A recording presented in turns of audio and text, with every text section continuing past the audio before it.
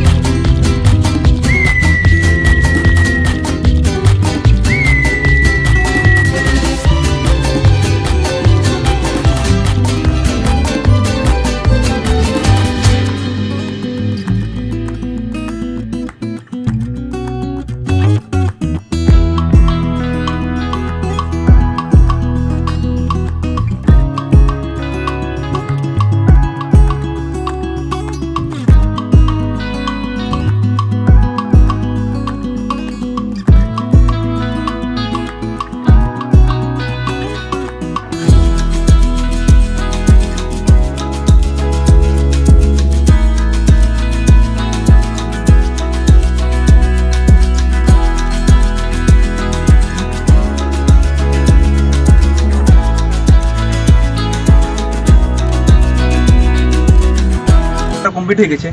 তো এই নৌকাটা অনেকটা বড় হয়ে গেছে, আর কাগজে যেহেতু হয়েছে তার জন্য দেখতে পাচ্ছ এই নৌকাটা একটু লদপদ করছে, মানে জলে ভাসাতে গেলে একটু অসুবিধা হতে পারে। তো দেখা যাক কি করলে জলে ভাসানো যায়।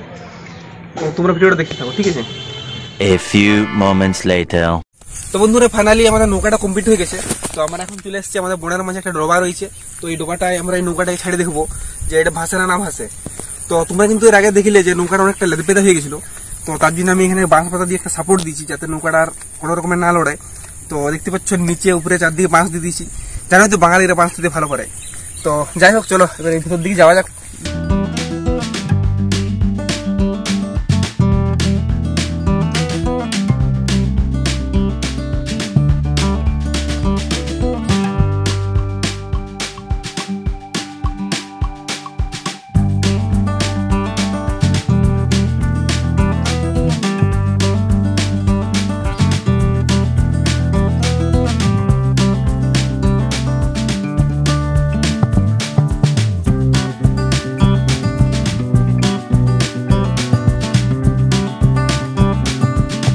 ভিডিওটা এখানে শেষ করছি, ভিডিওটা আর বেশি বড় করছি না।